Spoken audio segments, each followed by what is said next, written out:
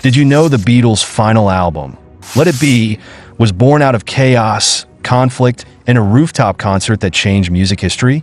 From George Harrison walking out to Paul McCartney's fury over Phil Spector's production, the making of this album was anything but peaceful.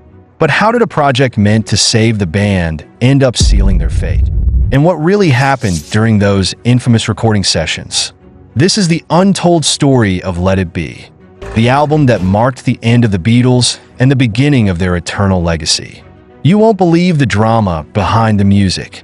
The journey of Let It Be, the last album to be unveiled by the Beatles, is a tale woven with triumph, discord, and the inevitable conclusion of a legendary era. Though recorded in early 1969, it did not see the light of day until May 1970, serving as both a poignant farewell and an enduring testament to one of the most groundbreaking bands in history. This album encapsulates the artistic brilliance of John Lennon, Paul McCartney, George Harrison, and Ringo Starr, while simultaneously reflecting the fractures that were steadily dismantling their unity.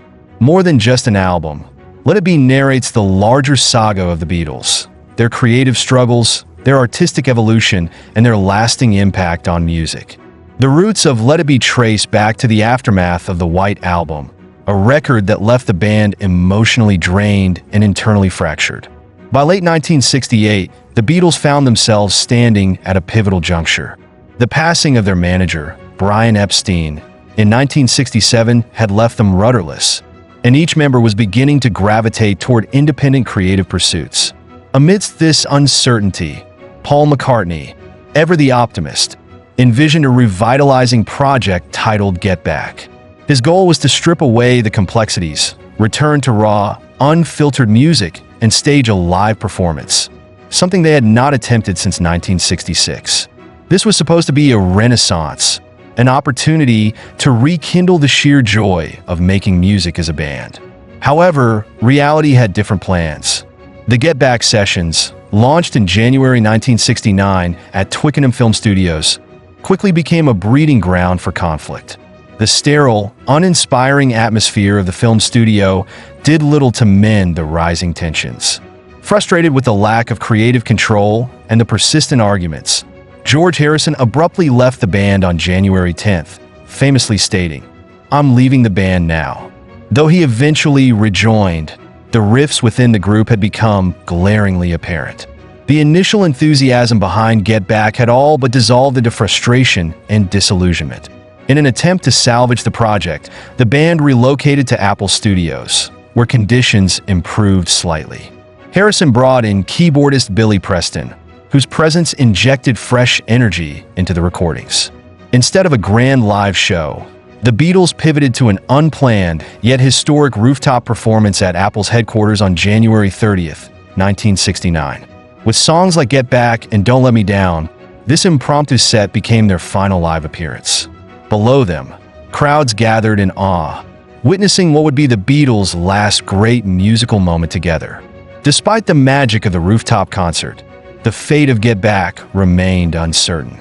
Dissatisfied with the initial mixes by engineer Glenn Johns, the band shelved the recordings and shifted their focus to Abbey Road.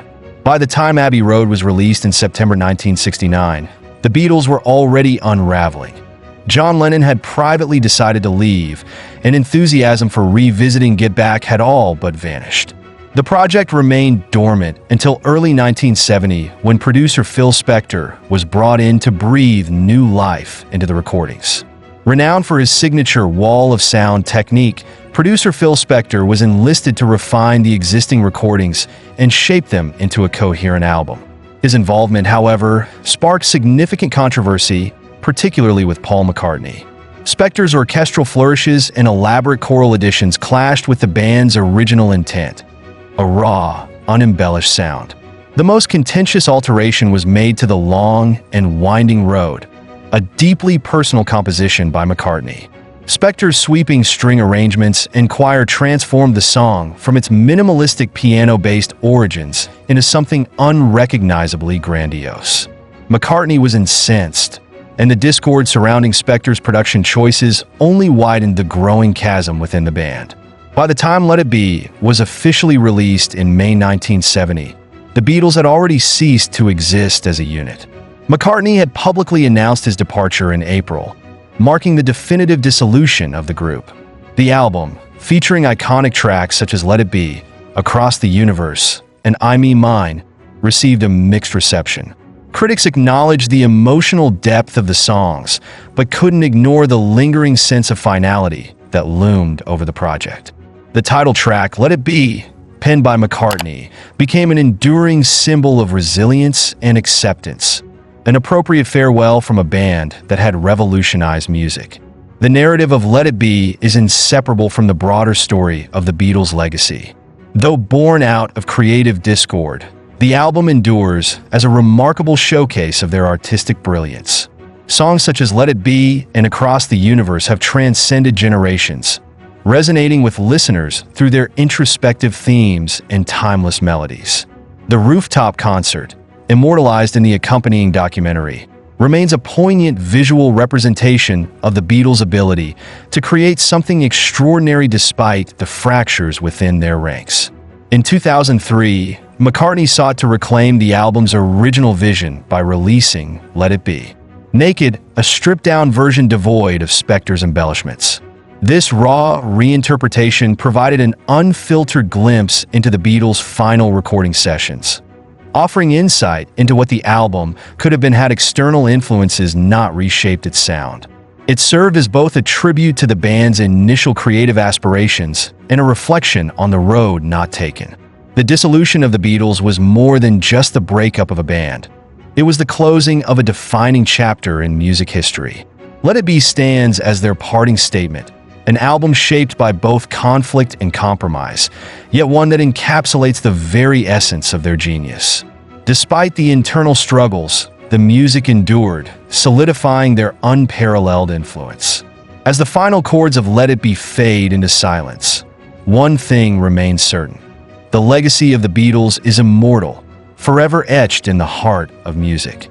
Was Let It Be a masterpiece or a messy farewell?